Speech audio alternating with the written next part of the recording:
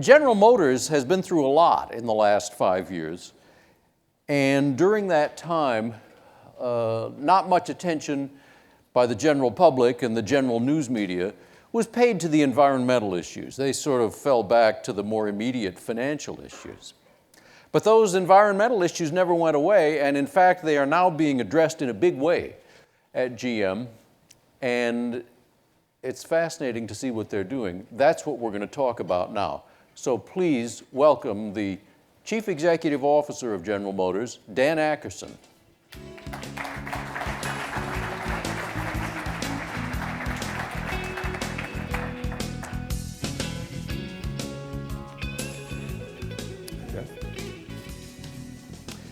Dan, we have 3 GM cars at this event. You've got a couple sitting up outside at the entrance, and you've got a Cadillac ELR sitting right outside in the courtyard over there.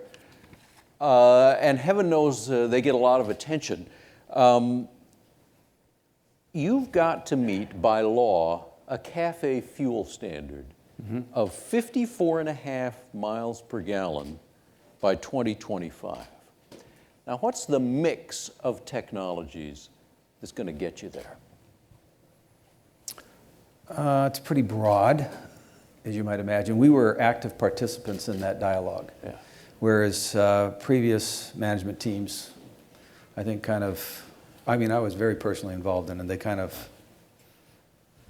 delegated it too far down into the organization, and as a result, there was kind of an institutional bias, and I think we became more of a problem than being part of the solution. And that was one of the precepts I wanted to go in with. So actually I was in Europe. I got a call from then the manufacturing czar, and he says, we'd like GM to be a cornerstone. We were obviously had government ownership. Would have been embarrassing, I think, for both the company and the administration if we didn't become an active participant, and again, part of the solution, not part of the problem. Right. So I mean, there were really things that the American people don't know about. But for example, when we agreed to the CAFE standards before, it wasn't apples to apples. Right. Because take an emerging competitor like Hyundai, Kia. Right. They don't make trucks. Right. And we make trucks. They're not a part of what we call a global platform, part of a global architecture. They're more of a North American phenomenon. And they're a disproportionate profit generator for us, say vis-a-vis a small segment car. Right. And so I said, by virtue of us having to compete with a different portfolio than a new Itrant or a foreign transplant like, say, Volkswagen, we thought we were at a disadvantage. Right. So I wanted those two split, and then let's compete heads up over here, and we'll commit to certain mileage requirements over here and CO2 emissions. And we did. And that was a big advantage for us that put us in a better competitive position. Yeah. And secondly, we found that, for example, if you're a foreign competitor like Mercedes or BMW, if you produce 24,999 of a particular model, not 25,000, and they were very careful to hit that threshold, they weren't subject to gas guzzler taxes and whatnot. And I said, well, gee, that's interesting, but we don't get that same break in Germany. Yet again, the Americans got duped, in my opinion. So we had to have those. And then the second thing is, and I said with all due respect to the government, although you guys are political scientists, you're really not scientists. Right. We should really have someone who knows a little bit about engineering, science, physics. And in 2018, there's a checkpoint to see if the technology kept up with the policy that we all want to support. Right. And so there is, you say there's, in 2025, there's a checkpoint, not just, hey, good luck and we'll see you in 2020. Yeah. So there were some qualifiers in the dialogue that I thought helped us. So we have to answer your question more specifically, we have to, electrification is here. Right. A lot of people don't want to face that fact.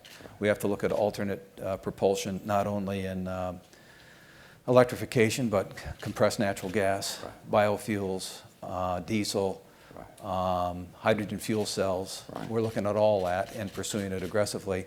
And at the same time, we're trying to use advanced technologies to lighten the car, make it more efficient. I mean, we're coming up with things that, for example, the new Corvette, which For those of you that don't have one, you should lust for it. It's comprised of carbon fiber, nanotechnology, and fiber glass. Right. And when you look at it, we not only lightened it, Right. we dropped the center of gravity, we put in all the new technology and stability and control and brakes that only Ferraris have. Right.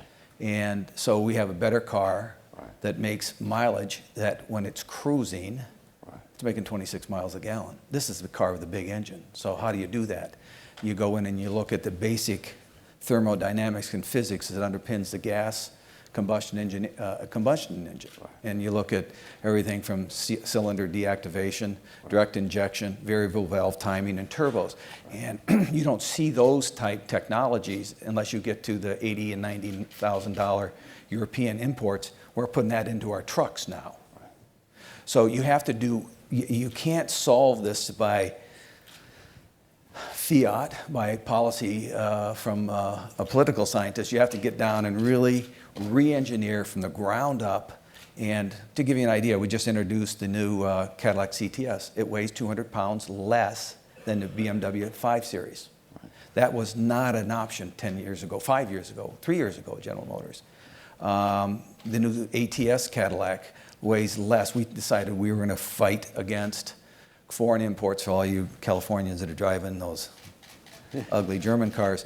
We actually have a great looking car that has better stability control, better power, better transmission, and it's lighter than the BMW 3 Series, which is the target. We didn't want to compete against luxury small. We wanted to pick the best and go right at it, and that's what we're doing. So there's a different focus from a competitive point of view, and we want to be part of that solution and not part of the problem when it comes to sustainability.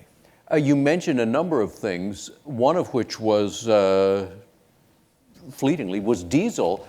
Now here's something that will strike many people as surprising, but you will soon be marketing a Chevy Cruze diesel. Yeah. As a fuel-efficient, clean, environmentally friendly car. Yeah. What's the argument for that? Well, it's clean diesel, Yeah. 46 miles per gallon, Right. and that's if you drive it Right. not like you should.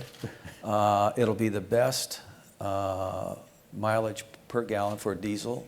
We're the only ones doing it in the down into the compact area of the market just to get us there. We've actually seen in our test even higher than 46 miles per gallon. And so it's a gamble, Right. but I think coming out of bankruptcy, there are a lot of things we learned not only from a sustainability and from a environmental point of view, but we also learned it from a competitive point of view. We're going to have to take some chances, and we're doing that. Right. Are people ready for that? Is the public ready for, the American public in particular? Well, VW sells 80,000 down in the Jeddah and the Gulf, so why don't we sell, give the American consumer some choice? Right, right, So they can buy American. right. What about the role of electrification? You mentioned it, but it's one of those things that gets a lot of attention in the media, arguably too much attention, because it's not a large factor now. How large a factor is it going to be? Well, we hope by 2017 that we'll have 500,000 cars with one form of electrification or another. Right. And we're roughly have just between 10 and 12, I don't know the precise number, I think it's 12 when you consider the ELR, which you haven't seen. Right. It's a great looking car. Right. But if we offer enough models in the 4 different brands that we have in some form or another, we think it'll take. Now, we have taken, the company has, it's the Obama car. Right. The Volt was conceived well before President Obama was in office. It just came to fruition to the market while he's been in office. This car, ladies and gentlemen, is on a technology scale off the charts versus what you've seen. And people don't really understand what a great car it is, but essentially, think about the marketing and the market application here. 80% of Americans drive 40 miles or less per day. 80% of the Americans drive 40 miles or less per day. And this car, I have one, I own it, this isn't a company car. I've had it for about a year and a half. We have 10,000 miles on it, and I haven't put 10 gallons of gas in it. The average user fills up every 900 miles. Every 900 miles. And so this car, you essentially get a charge on it. When it comes down, we never let it charge all the way up. We give a warranty on the battery of 8 years. It gives you 16 kilowatt hours of power. And you can drive, I would say I get generally a charge. It's very, interestingly, it's very temperature sensitive. So the lowest, when it's 10 degrees, get about 35 miles on a charge. And in the summer, you get as high as 40, 45. Right. And so you're, when it's out, when you exhaust, and we never let it go all the way down because we want that battery to have a long life, down to about 15% charge, it automatically takes on the gas. And there's never what I would, in engineering terms, there's never mechanical drag on the combustion engine. Right. Right. So all it does is charge the battery, which you create direct current versus alternating. We have to go through an inverter. And you run the electric motor with high torque on that electric motor. When that's done, when you're on the gas engine, you can drive from California to New York and back. You don't have to have range anxiety as you do on an all-electric vehicle, an EV as we call it. This is an EREV, extended range electric vehicle. So, if you have to drive from here to Portland and back, you can do it. Right. If you want to drive around town, and you'll probably be on the charge all the time. So this will take out, there have been 150 million miles driven on electricity now in the US. We sold about 26,500 of them. Right. I mean, there's nobody else that's done as many plug-in electric miles as we have. And the car's safe. It's a 5-star rated safety car. It's shown durability, and we're losing money on every one of them. Right. But this is the first generation. Right. So the first year it outsold when Toyota came out with that, what's the name of that funny car they have, Pam? Yeah, it begins with a P. I'm not going to give them a free plug. Yeah. But anyway, for the first 2 years, we outsold them first year, second year, and this year we sell a couple thousand a month in the U.S. We're exporting them to China. We're exporting them to Europe.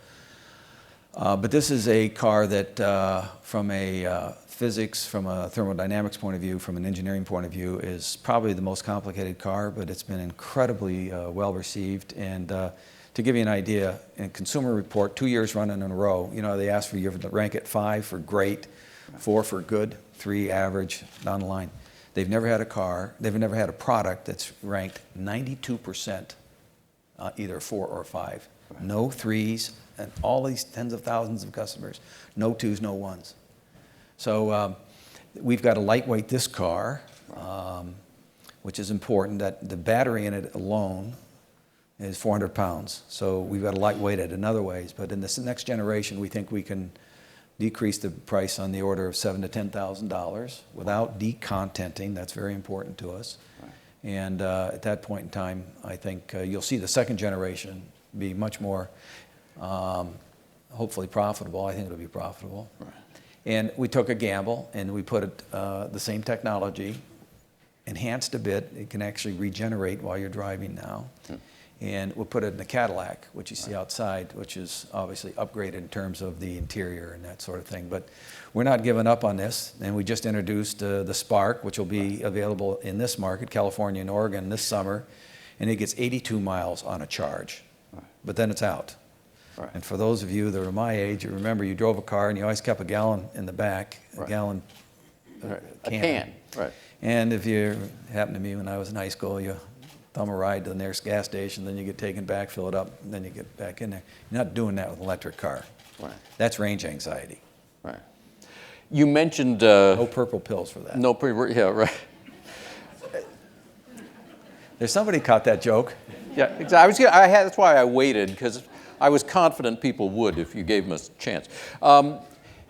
Natural gas is going to revolutionize America's energy situation generally. Is it going to be a significant vehicle fuel, as Boone Pickens, among others, has been urging?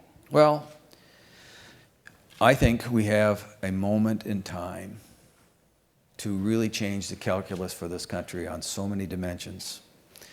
There are many in here who don't remember this, but in the late 70s, we had an oil embargo, and it was a signal that we all missed. A very flawed president at the time named Richard Nixon said we needed an energy policy. Of course, we didn't get it. Right. President Carter had another oil crisis, and he told us all to drive 55 miles an hour and put a sweater on. Right. That's not an energy policy. And subsequently, no president, no political leadership in this country has articulated a national energy policy. And ladies and gentlemen, our competition is. And our competition isn't in this country, it's globally. So we've been given a gift called shale, and there have to be safeguards, in my opinion, to make sure that the shale can be extracted without polluting our groundwater, et cetera, et cetera. And I'm not a petroleum engineer or gas engineer, but hopefully that can be done. If it can, we sit on more BTUs of energy than Saudi Arabia does. It's in a different form. It's in gas, not oil. And our energy industry is built around oil. It's going to have to transform, and there has to be an integrated national policy where there's political leadership that brings the manufacturing and the energy industry together. And it's clear to me, I'm not sure the oil industry would appreciate my point of view, but what has to be done. And we have that moment, and it can be done. But everything from distribution to retail, sales, refining, et cetera. I was in the oil industry for 4 years when I first got out of the service. And so I have enough knowledge to be dangerous. But we have this moment. It has to be grasped. And the engines are built today. We have natural gas engines that exist today, and we've committed to them into a 3/4-ton truck, into our panel trucks, because you have to go to a central fueling station location. Right. And that's okay, but it's not for you and me. Right.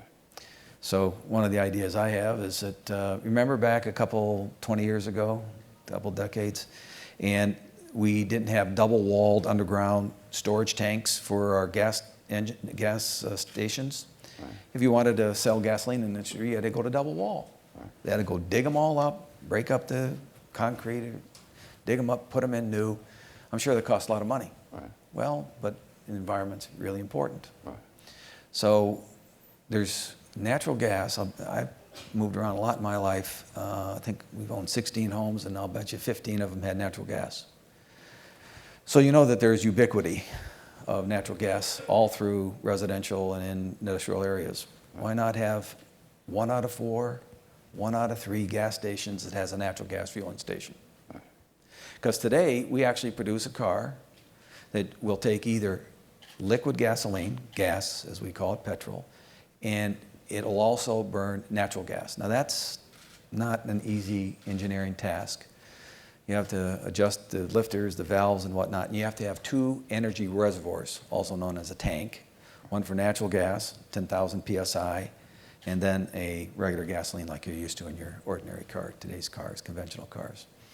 But it's same thing. You have 2 energy reservoirs just like you do in the Volt, because you have this inflection when you transition from one power, one technology to another. But wouldn't it be great if we had the ubiquity for natural gas that we have for gasoline, and think what that could do to our trade deficits, our current account deficits and whatnot. I want to invite questions, comments on anything we've talked about or many things we haven't yet talked about. And it's hard to see a thing. Yes, please. Hi, I'm Namrita Kapoor of Environmental Defense Fund. I'm going to tell a little bit of a tale out of school about you, which reflects well on you, so hopefully you won't mind. A few years ago, when you were still at Carlisle, we had a meeting with you, or not just with you, with the senior management team there at Carlisle. And unprompted by us, pleasantly surprised, you said something to the effect of, we can't afford not to be addressing environmental, social, and governance issues on the boards we sit on. And so I'm curious, first of all, if you remember the comment in terms of what prompted it, and then second of all, how that's influencing what you're doing at GM. Well, I would say that sustainability specifically, thank you for remembering that. Usually people only remember the dumb things I say. Sustainability is woven into our global strategies. It's what will sustain this company over the longer term. And not to criticize prior managements, but I think we were too short in view. We have to, every decision we make is, I want to know what it's going to do to us in 2023, 2033, 2043, so that somebody isn't looking back to me like I kind of, in my weak moments, look back to prior management and say, what the hell were they thinking? Right. So as it pertains to the environment and whatnot, and it's not a regional strategy, it's a global strategy for us. So we try to export our knowledge and our experience and our perspective, because when I arrived, I actually met a former senior executive member of the board, and I was asked in the first public exchange I had with the press, and someone said, do you believe in global warming? And I said, it's kind of hard to refute it. Man, did I get a blast. And I just, you can't argue opinions without facts. And it's pretty hard to not to be convinced that something is going on in the world. And if it's not climate, it's the impact humans are having on society. So, for example, what's happening here? How many of you put trash out at the curbside this week to be picked up? Anybody put a bag out there? Well, you all just filled and polluted the earth more than 105 plants of General Motors. We recycle, reuse to the tune where 105 of 125 plants produce no landfill. None. Not a drop of paint, not an ounce of steel. It's reused, recycled. And it makes good business for us, to answer your question. Does it make good business? We generate $1 billion in revenue a year out of about 150 to 60 billion globally, comes from reuse of material. And we cut about $90 million a year just in the US in how we save. So we're getting revenue on one hand, and we're saving about $90 million just in the United States from our plants. 3 of our plants in the US produce anywhere from 17 to 25% of their total energy needs from landfilled methane gas that we pump in and use it. And 2 out of the 5 largest solar arrays in the world are General Motors. So just those solar arrays, and when you look at it, you're very proud of it. I mean, when we have plants, so you understand, I grew up in the Midwest where if you had a 200 or 300 acre farmer, it was a big deal. Yeah. Well, we have 200 acre plants. They're under roof. And we've got to heat it for the employees, we've got to produce energy, and we make cars and trucks. And we're proud of the product we make. But it's important that these, from solar arrays to reclaimed gas to the use of our product, and we push it down into our suppliers. And for example, they might have a piece of sheet metal and pump it out here and cut out a piece here, and we say, no, we can change the arrangement of the geographic footprint on that panel of steel, and we'll take what's left over, melt it down, and reuse it. Right. So I mean, we are, I think, and nobody is doing what we're doing in this area. And I think it's smart business. It's good for the environment, it's good for the company, and we can make money at it, so it's really good. What's not to love? Unfortunately, we have to wrap up, but what you have told us is a lot of perspective that, frankly, we don't hear very much. Even when we're reading about environmental efforts going on at General Motors, there's still a lot going on that we just don't hear about very much, and you have put all of this in a perspective, a larger perspective, that's really, really helpful. So, like I say, we got to keep on time, but I really appreciate your time here. Thank you, Dan. Sure, thank you.